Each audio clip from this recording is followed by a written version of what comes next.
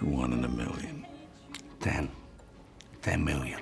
I got a confession to make. I'm not 1 in 10 million. I'm a normal guy living in Massachusetts, but I'm still a professional screenwriter. I still got a Hollywood movie made. I had 0 contacts when I started out, and yet there are so many people who will tell you that the odds of all this happening are nearly impossible. In this video, I'm going to tell you why that mindset, that odds-based mentality that is just so widespread in the world of aspiring screenwriters, is counterproductive. And I'll tell you the secret that a lot of people just don't want to hear. I don't want to hear about it! See if any of these sound like you or someone you know. First, there's the writer who wakes up on New Year's Day and decides that they're going to write a crazy amount of scripts in a year. Maybe it's 4 or 8 or even 1 a month. Second, there's the writer who fires off hundreds of queries in a year, all for the same exact script. Third, there's the writer who spends hundreds or even thousands of dollars on contests and services, typically for the same 1 or 2 scripts, year after year after year. Any of that sound familiar? To the way too many scripts a year writers, I do want to say I admire the gusto that it takes to go after a goal like that.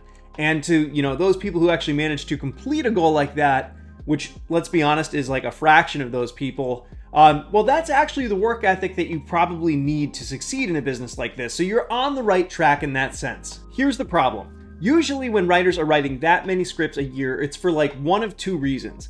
Either they're thinking of all these scripts as practice, or they're thinking of them as lottery tickets. And both of those are an issue. Yes, you need to practice your craft. You need to practice it a lot to get good enough in an art form, in an industry that's as hyper-competitive as this one. That is definitely true. But if you're writing that many scripts a year, then it probably means that you're not getting enough practice in all the right areas. You're probably not doing enough rewriting, for instance. And if you're not doing that, then you're kind of like the person who works out the upper half of their body and totally forgets about leg day. It's also kind of like how I approach exercise, where I do a ton of cardio and barely any lifting. But I'm not trying to be a professional athlete. I am trying to continually up my game as a writer. It is exceptionally rare to write something that's great on the first or second draft. Most of the time, it takes us many drafts to get to a point where our characters are leaping off of the page and our set pieces feel new and fresh and exciting, and our dialogue absolutely crackles. Most of the time, I don't even know what the movie wants to be until I've hit the second draft. Even if you're that 1 in a million writer who knocks it out of the park on draft 1, as soon as you attach a producer or a director or a production company gets involved, there are going to be notes. And if you're not able to rewrite them and rewrite them well, you're going to get fired and they're going to hire somebody to replace you. So you need to be able to know how to do that. Rewriting is a different muscle than working on a first draft. Cutting entire sequences and creating new characters and just kind of wrapping your head around a new approach to the story is a really huge challenge, and it's often a brutal one. But these skills are critical if you want to have anything that resembles a career. You are robbing yourself of developing them if you're not doing enough revisions. Also, even if you intend to revise all these scripts that you're writing, if you write 8 scripts in a year, when are you going to find the time to do that? Are you going to spend the next 2 or 3 years just rewriting stuff that you wrote 2 or 3 years ago? Probably not, because you're a creator and you're going to want to be working on new things. So why would you invest all of that time into scripts that are never going to see their final form?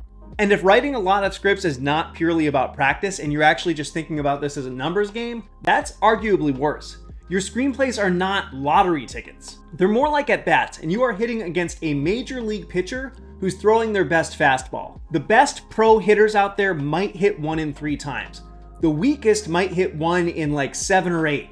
But if you're playing at Little League level, you will never even make contact with the ball, ever. So ask yourself, would you rather step up to the plate 50 times with a 0% chance of hitting, or would you rather step up once with a 1 in 8 shot?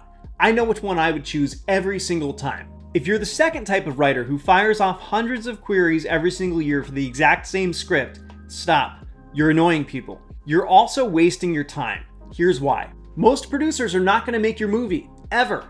Most managers and agents are not going to rep you, at least not right now, and I'll get to that in a second. But among producers, there is huge variability.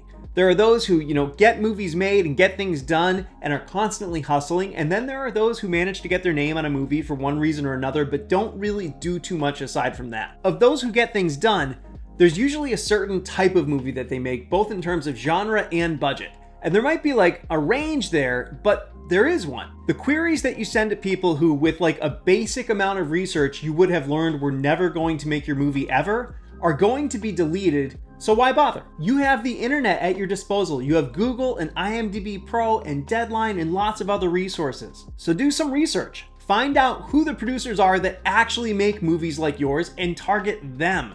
You'll have way better results. And if you do come up with a few hundred names, fine, go ahead, query all of them. But more likely, there will be a few dozen or even less. It's kind of similar with reps. Powerhouse managers and agents who have a huge, heavy-hitting roster are unlikely to sign new writers. They're too busy and they have no need for them. I'm a produced writer and my manager just sent my latest spec out to a bunch of places, including 2 of the biggest agencies in Hollywood. One of those agents replied that he'd read it because it was my manager who sent it, but that in general, he's not in the business of signing people who are making less than $1 million a year. $1 million a year. I'm nowhere close to that, so the best that I can hope for is that he really likes the script, and I'm really fortunate, and he refers it to a newer agent at that agency. And again, that's as a produced writer with a referral from my manager. If you're trying to break in, your best bet is to skip agencies altogether and target newer managers who are either at a significant company or who have like a significant background, such as say an executive at a notable production company. These are people who are still capable of helping you because they either have the background, the connections, or the backing of a big company, but they're also new, so they're still building out their rosters, and they're gonna be hungry and they're gonna be looking for new writers. And they might even be really excited about you. You can see someone's entire roster on IMDb Pro. Companies announce newly promoted managers on places like Deadline all the time.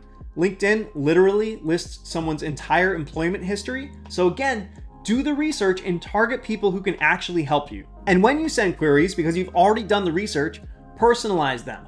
What that does is it shows that you're somebody who's not naive or approaching this with a lottery-like mindset. Instead, you're somebody who kind of gets the business and you're willing to put in the work. And subconsciously, that actually suggests that your writing might be above average, because trust me, these people are used to getting bad and bloated and lazy queries all the time. Finally, if you're the writer who is spending hundreds or thousands of dollars every year on contests and services for the same 1 or 2 scripts, stop. These things are not the industry. They are adjacent to the industry at best. Hollywood as a whole barely cares about them. An actual quote from my manager when he was trying to sign me was something like this: "I don't want to hear about contests or blacklists or any other kind of list. If you can write, you can write." And that's the mentality that a lot of people in the industry have. That said, the blacklist, the Nickel Fellowship, a couple other things can actually make a difference with some people. That is true, but only if your work is cream of the crop already. And even then, it's unlikely. Most working writers I know got where they are because they spent a ton of time honing their crafts and building their networks and gaining referrals. The few who got a boost from places like the blacklist, myself included, usually did so combined with some additional hustle. In my case, I got an 8 on the blacklist when I put Aftermath on there in 2021, and then I tweeted about it, and because I had already put a lot of time into building something of a social media following, it got a lot of retweets, it got a ton of downloads, and that led to the things that led to the movie getting made. If I had just waited for people to come to me because I got that 8, it probably wouldn't have happened. Don't keep throwing your money away on contests and services on the same scripts year after year after year. And don't spend money on those things at all until your work is actually ready. If you read enough scripts and meet enough writers, you can get a decent sense of when that'll be. But more importantly, write things and then rewrite them and then meet people and make connections. Find other ways to get people to read your work. Is this easy? No, it's not. It's really challenging. It's super competitive out there, and it takes a lot of time to do all those rewrites and find the right people to query and meet those people and build that network. And it's also true that there aren't any guarantees. There is a luck element to all of this. Getting the right person to read the right script at the right time is a big part of it. I said at the beginning that I'd tell you the secret that a lot of people don't want to hear, and it's nothing crazy. You can apply this same idea in principle to many of the most competitive and challenging things in life. If you put in the time and you approach each opportunity like you're preparing for an at-bat against a major league pitcher instead of as a lottery ticket, then although there are no guarantees, you seriously tip the odds in your favor. If you keep honing your craft and you keep meeting people and you keep finding new ways to get your work read, at some point, it might be 5 years from now, you're gonna look around and you're gonna realize that there just aren't that many other writers who are as good as you, or who have the network that you do, or who, have the opportunities that you do.